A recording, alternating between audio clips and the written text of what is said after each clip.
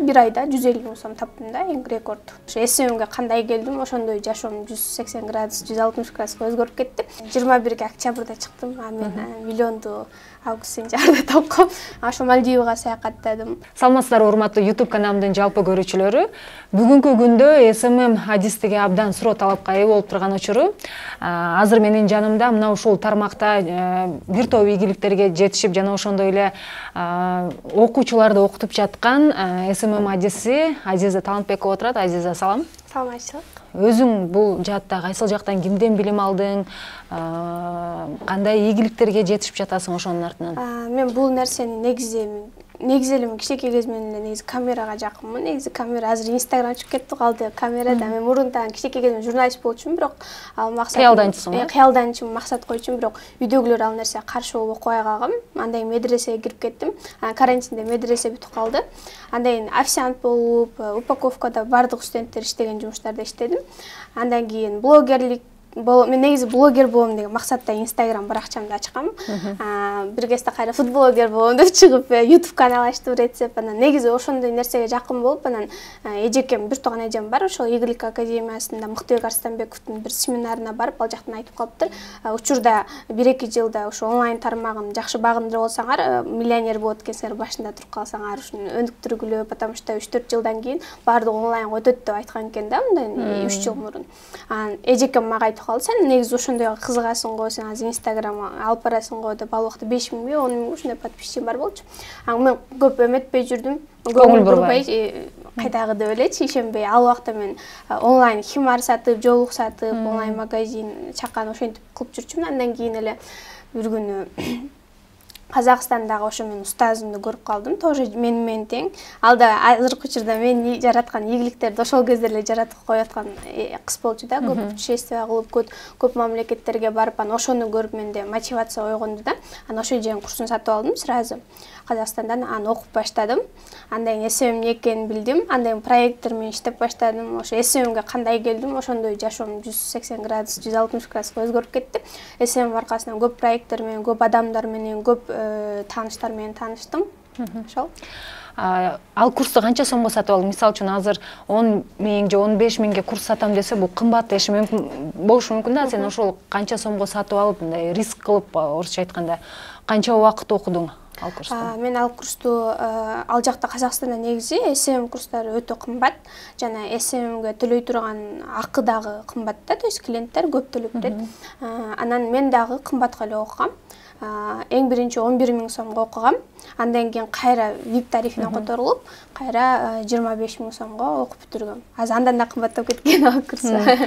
Окудуң, окугандан кийин дароо эле сен өзүңө кардар таап алдыңбы? Өзүңдүн кызматыңды кантип сунуштадың? Биринчи кимдерди жарнамалап кызматташтың?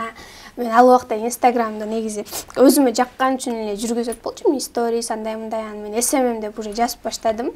Андан кийин өзүм кызматымды өзүм стористтериме реклама кылып баштадым, өзүм тааныштарыма кылып баштадым. Анан Аллахтын каалоосу менен уже мага клиенттер чыгып баштады. Кандай жолдор секреттер алып курста деп коюйбу. Баарын айта албайм, кантип тапканымды. Анан өтө көп клиенттер жазып баштады. Башында клиент болсо эле иштей берет болчумун да, сүйүнүп элечи. Койду аз акча болсо деле, кийинчерээк уже опыт топтогондон кийин билимиң артат экен да, то есть сен билим аласың, бирок сен опыттан да көбүрөөк билим алат экенсиң да, өзүң опытыңда. Анан уже как сарафанное радио мен тарап кеттим да, то есть Айза деген кыз бар, жакшы SMMщик, ошо жакшы алып барат, бизди ушул алып барган деген сыяктуу сарафанное радио болуп тарап кетип, мага өтө көп клиенттер келип баштады. Клиенттер мен эметип калдым да, тандап калдым да, байкеси капризный экенсиң, иштешпей эле коеюнчу, байкеси жмотураак окшошчу, иштешпей эле коеюнчу деп өзүн тандап калгам. Ошол мен 9 ай SMM болуп иштедим. 9 ай ар кандай бир учурда 3 проект менен иштеп, 150 миң сом таап, 1 айга ошого жеткирип, өзүм iPhone 13 алып, анан Грузияга эң биринчи саякаттап ошол жака кеткем. Ошол кезде эле машина базарга барам деп Грузияга кетип калгам 4 күнгө. Андан кийин мен бүт бардык жашоомду өзүңүз көрүп аткандай инстаграмга чыгарам да, эмне кылып жатканымды, ал убакта деле кандай проект алып барып жатканымды, өзүм ошол жакта иштеп жаткан шефтерди баарын көргөзөт болчумун. Менде бүт баардык жолчан кыздар да, хижапчан кыздар, алар сурайт болчу, айжеже бул эмне жумуш, эмне кылып иштейсиз, тойканада эмне кылып жүрөсүз деп элечи ичинде. Анан СММ деп ушинтип өзүм айтып калдым, өзүм кызматымды ошентип анан бизге да үйрөтчү дегендер өтө көп болду. Бирок мен үйрөтпөй жүрдүм, потому что мен дагы опыт топтошум керек, мен билбейм деп анан инфобизнес космозапуск деген курсту 128 000 сомго VIP тарифте сатып алып. Кимден сатып алдың? Тоже Казакстанда баягы эле СММ курсун сатып алган, устазыма сатып алдым. Андан үйрөндүм, продюсированияны үйрөндүм, запускты үйрөндүм, курс ачканды, курс упаковкалаганды үйрөндүм. Анан ачып, анан сатып баштадым. Анда бул темага да кайрылабыз. Сен жана кардарларды тапканда айына канча сомдон канча кирешеге чейин чыктың?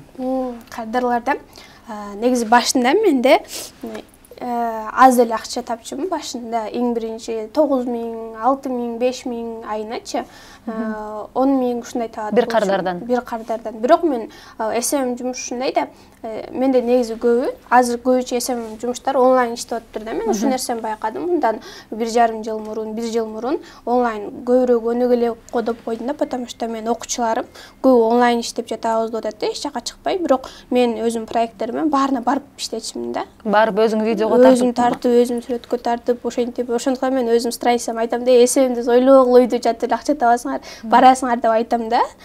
Бирок иштесе да болот. То есть клиенттен көз каранды да. Анан мен барып иштедим, көп проекттер менен алып иштедим, бирок мен бир учурда ошо 3-4 проект менен иштечимин да, койду аз акчадан болсо да, чогултуп көп проект менен иштечимин. Эртең мен офисте, түштө тиякта, биякта болуп, ошо бир учурда ошончо иштеп атып, айына 38 000 сом таап аттым да, стабильный 38, 40, 50ге жеткире албай эле кыйналып эле улам эле ай сайын блокнотума жазып, качан 50 000 болот деп эле ушинтип жүрчүмүн да. Андан кийин уже анан ал клиенттер менен ишти токтоттум, аз акча төлөгөн, жаңы крупный клиенттер келип баштады. Эң биринчи ошо ресторанга баргам. Негизи мен акча жарымын алдын ала алчумун да, анан ошо ресторанга барганда 25 000 сомго сүйлөшкөнбүз да. Анан 25 000 сомго сүйлөшкөнбүз, анан ошондо шеф деген ошо ресторанын ээси сразу санап берген да акчанычы, бүйтүп толук башында элечи. Йоо дегенде ушул щедрыйлар бар турбайбы депчи. Ага чейин аз акча иштеп жүрүп, анан ошентип атып анан көбөйүп кетти. Анан 30 000ге иштедим. Ошентип анан бир учурда, бир айда 150 000 сом таптым да, эң рекорд. Бир жылдай болуп калыптыр бул тармакта жүргөнүңө. Анан эң чоң киреше чогултуп алганда канча болду ошондо? СММ кызматы болуп өзүм иштеп, элдерге кызмат кылып барып тартып, мен 150 000 сом рекорд койдум. 150 000 сомго иштеп аткандан кийин мен ал нерсени токтотуп, сразу инфобизнеске өтүп кеттим да, өзүм курсумду чыгарыпчы. Эгерде дагы да СММ болуп иштеп жүрө берсем, мен дагы азыр өзүң только окутасың? Только окутам, мен азыр эч кимге иштебейм. Только Эми окуучуларың тууралуу айталы, өзүң окутуп жаттырсың.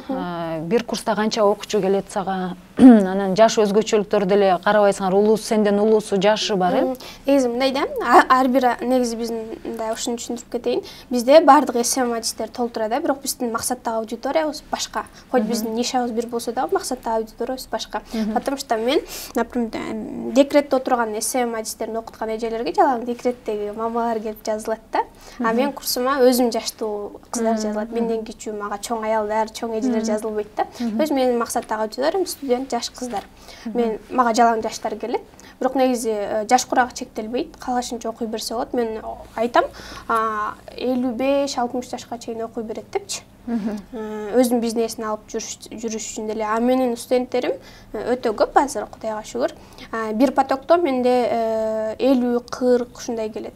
Башында менде эмеге бир потокко аябай 5 окуучу дегенчи бар жага чыккандачы. Азыр болсо көбөйүп атат амет сайынчы, ай сайын өткөн сайын, потому что мен окуучулардын результаттары жакшы болуп жатат. Мен азыр окуучуларым до сих пор СММ болуп иштеп аткандар, СММ боюнча 360, 370 айлыкка чыккандар бар да, иштеп атып чоң проекттер менен. Андан 150 000, 180 000ге чыккан, 200 000 бар. Андан кийин 80 000, 30 000, 20 000 ушинтип кете берет да. Инстаграм күндөн күнгө өнүгүп жатпайбы? Өтө өнүгүп жатат. Күндө ошол нерселерди эске алып, анан курсуңа, сабактарга кошосуңар да? Ооба, мен негизи 9 айдан бери бир курсту тартканмын, ошол курсту өтүп келгенмин да. Андан кийин мен жана инфобизнес саласында дагы Казакча сүйлөп салганда десек. Казакстан сабак алып берип, инфобизнес чөйрөсүндө сабак алдым да мен продюсированияны окугандан кийин, андан кийин жаңы SMM курс дагы алдым. Ошо устазымдын жаңыртылган SMM курсун дагы алып, анан ошондон дагы алып устазым менен кеңешип, общий устаз менен биргеликте түстүк курс. Курс 8 модулдан турат. Баалары арзан эмес, жакшы, бирок ошого жараша сапаты. Профессионалдуу камера менен тартылган, бардыгы студияларда тартылган. Ар бир сабактын өзүнүн конспектиси бар, мисалдар менен түшүндүрүлгөн. Видеону көрүп эмес, онлайн түрүндө болот. Онлайн түрүндө болот. GetCourse платформасында ар бир сабакта конспекттер бар, презентациялар менен эң мыкты деңгээлде өтөт. Reels'тар, TikTok сабактары андар мурун жок болчу да, 1 жыл мурунчу. Азыр ошолор кошулган, мобилография барды кошулганда тарget. Бир курсуңдагы окуучулар, мисалы үчүн 40 окуучу келсе, анын канчасы иш таап иштеп кетишет? Бул жакта ар бир окуучунун өзүнүн аракетине жараша, канаты, кушта бир канат менен уча албайт го. Мен бардык эмемди берем. Бүт билимди берем. Мурун эжелер урушуп калчу эле. Биз мектепте эмне буга мен өзүнчө шуурап айтып атамбы, эмне буга мен башкача айтып атамбы деген сыяктуу баарына бирдей билим берилет. Бирок ар кимдин аракети ар кандай да. Кээ бирлер курста алат дагы окубайт. Курс бүтөйүн деп атканда окуп башташат. Кээ бирлер сразу практика жүзүндө тапшырмаларды 2 эсе кылып жиберет. Кээ бирлер болсо артынан куйзуң, бол кана жөнөт депчи. Ошо сыяктуу Аллах Таала да ошолордун аракетине карап анан берет. Курска келген аракет ар бир окуучу, менин курсумда 80% окуучу жумуш таап кеткен да. Мен изилдегенде күйгө тийип кетип же да бир жашоосунда бир өзгөрүүлөр болуп, башка тармакка кетип калгандар да бар, бирок негизи до конца кеткендер 80% окуучулар. Алдыда айтып калдың, ушул тармакта жүрүп, биринчи Грузияга саякаттап турсуң. Андан башка дагы кайсы өлкөлөрдү көрдүң? Андан башка мен негизичи эмемде мен негизи башында эле машина алам деп баштагам да, акчам көбөйүп баштаганда чанан. Бирок мен чет мамлекетке канча 19 жашымда Турцияга иштейм деп кетип 20 күн жүрүп келгем да. Турциянын эч жеринде эле көргөн эмесмин, акчам жок баргам деп, потому что деңизде эле көргөм. Анан ошентип барып, анан мен ойлодум да, мен устазым да айтып калды да, мен устаздардын сөздөрүн аябай сыйлап, аябай угам да, мен кайсы адамдардын үлгү аларын билем, аябай анализдейм. Ошо устазым да жаш, ал айтып калды, качан адамдар көп саякаттаган сайын көз ачылат, башка ушундай да адамдар бар турбайбы дейсиңер депчи. Аны мен ошол нерсени кааладым, чтобы мен көп элди көргүм келди, жерди көргүм келди, анан Мальдивага баргым келди. Потому что Мальдивди эң биринчи мен YouTube'дан карадым, кандай өлкө, кандай деп, анан адамдардын кебетелери да башкача, мындай башкача жакка баргым келди да. Ошо Мальдивага саякаттадым. Анан болгон акчамды Мальдивага коротуп келгем. Короче, бүт акчам, чогулткан акчамды. Мамамдар айткан, сен андан көрө машина болбойт белең депчи. Анан бизнес самолетко да отуруп алгам. Барат келе аткан. Бизнес класска эметип алгам. Көп акчам, бүт эле акчам ошо жака келип калып, Мальдивага келгенде 0 болуп келгем. Андан кийин кайра мамам кайракчы чогултуп, кайра Турцияга мамамды алып барып келдим 8 күнгө. Бүт жак шаарын араладык биз Анталияга чейин. Андан кийин ошол пока что. Азыр ушундай SMM адис деген даярдаган курстар, ушундай сага окшогон улан-кыздар көп болуп жатат. Анан ошол конкуренциядан кантип айырмаланып, мындай бири-бириңерди карап турасыңар да? Мен карайм дейм. Мен даже чалам да. Бизде ошондой конкуренттерди анализдеш керек, даже чалып көрүшүбүз керек. Кандай кызмат кылат, биз конкуренттерден коркпошубуз керек. Сен чалып алып эмне кызмат кыласыңар деп өзүңө мындай конспект шпаргалка сыяктуу. Жок, просто сразу жооп береби WhatsAppка, клиенттер менен эмес кайтарым байланыш кандай, клиенттердин каршылыктарын кантип жабат депчи, ошол суроолорго жооп аласың да өзүңөчү. Анан алардын минусунан өзүңдүн плюсуңду көрөсүң, алардын плюсунан өзүң минусуңду көрөсүң, андагы минусту өзүңө кайталабаганга аракет кыласың. Бирок мен бардык SMM адистерин мен эметпейм, карабайм. Мен жана айттым го, өзүмдүн максаттагы аудитория кимдерге менин жаш кыздарым бар окуп атат, ошолорго гана эметем да карайм. Азиза, мисалы үчүн силерге кардар кайрылат. Силер бир эле SMM адиси, ошол мисалы үчүн Instagram баракчасын деп коелу. Алып барыш үчүн сен окутуп жаткан курста бир эле адам ошол Instagram баракчаны алып барат. Ал эми дагы башка компаниялар бар, мисалы үчүн фотографы башка, видеограф башка. Айырмачылыгыңар эмнеде силердин? айырмачылыгы бул жакта клиентте. Потому что биз клиент тандагандабыз да, клиент бизди тандаганда. Кээ бир клиенттер, например, ооба, сиз айткандай ар бир кызды кээ бирлер визуалды өтө жакшы кылат, өзү ошондой жөндөмү бар, кээ бирлер канча видео тартса да окшошпойт, кээ бирлер текст жаза албайт, ушундай да. Ар кандай, бирок бардыгын алып кете ала турган деле кыздар бар.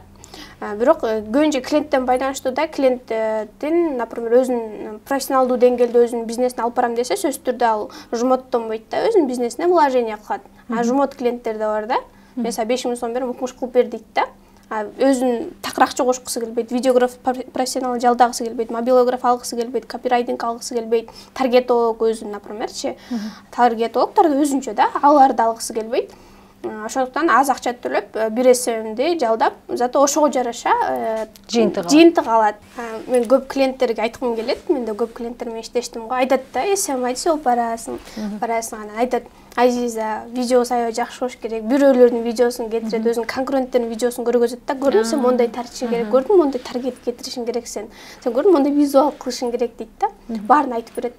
Анан бирок аныкы камера менен тартылган болот, профессионал камера. Меники iPhone менен болот. Экөөнүн айырмасы бар по-любому. Анан айтасың да, байке, муну профессионал деңгээлде тартылыптыр давайчы, профессионал камераны чакырыңыз да, тартып берсин. А мен болсо сону кылып, метип берем, киргизип, баары сатуучу постторду жазып берем депчи. Айтса, жок, мен ага акчам жок дейт. Таргет көп мага, мисалы, бир жумада, сен бир ай иштегенде мага ушунча подписчик келиш керек, ушунча сатуу болуш керек деп айтат. Анда таргетке акча бериңиз депчи. Айтабыз да, потому что SEO таргет кетирет, бирок таргеттин көп клиенттер ойлойт да, таргет SEO адреси кетирет, анан ошонун ичинде депчи. Бирок таргеттин акчасын таргет Instagram өзү алат, ага да карточкасын улап акча салыш керек. Көп клиенттер ошо вложениеден качат дагы өзүнүн бизнесин без вложения өлө күркүрөткүсү келет, бирок кликке байланыштуу андай нерсе жок. Азизанын Instagram баракчаңда 20 жаштагы алгачкы миллион деп жазылып турат. Ошондо сен 20 жашыңда ошол кирешеге чыктың. 21 октябрда чыктым, а мен миллионду август сентябрда тапкам. Ошондон 20 жашта деп жазгам. Азыр андан да ашты, буюрса. Ооба, табуу мүмкүнчүлүгү бар экен. Азиза, өзүң айтып жатасың, курсуңда көбүнчө ошо жоолук салынган айымдар экен. Анан силерде кардар тандоодо кандайдыр бир кыйынчылыктар болбойбу? Мен өзүм опытымда болгон эмес. Наоборот, жоолук салгандарды сыйлайт деп айта алам өзүмдүн опытымдачы. Салам берип учурашпайт, мындай эле башын ийкеп коет кардарларчы. Эгерде мындай аккаунтка карайсың, эгер сага ылайыктуу аккаунт болсо алып барасың, ылайыксыз болсо алып барбайсың, бирок кардарлар жагынан сага эч кандай мындай зыян тийбейт да, наоборот, сени сыйлап, кадимкидей урматтап, келсең шефтериңде тура калып орун берип, ушундайлар болот. Чектөө негизи жоолукчандар үнүтпөш керек, жоолукчандар сүрөт киргизбеш керек, жоолукчандар иштебеш керек, жоолукчандар күйөөгө тип тарбиялаш керек дегендер бар. Андай нерсе менин үй бүлөмдө деле болгон. Башында Instagram алып барганда атамдын туугандары, өзүм жак тайэжемдер баардыгы каршы болгон, көз тиет, мындай тигиндей деген сыяктуучу. Бирок эгерде өзүңдүн максатың бар болсо, шарияттын чегинде да чыкпай иштесең болот. Главное, камерага билебейсиң, камерага бир жаман кылыктарды көргөзбөсөң, өзүң ишиңди алып барсаң, достойно. То есть өзүң атыңа кир келтирбесең эле баары жакшы болот да. Чектен чыгып эле хижапча болуп, бийлеп кетсең, TikTok трендтерди, анда чындап жат көрүнөт. Азизанда сага чоң рахмат, келип убактыңды бөлүп, жакшы маалыматтар менен бөлүшүп кеткениң үчүн. Ишиңе ийгилик каалайбыз. Рахмат, чоң сиздерге дагы ийгилик. Урматтуу YouTube каналымдын көрүүчүлөрү, каналыма катталып, ой пикирлериңиздер болсо калтырсаңыздар болот. Кийинки эфирден жолукканча саламатта туруңуздар.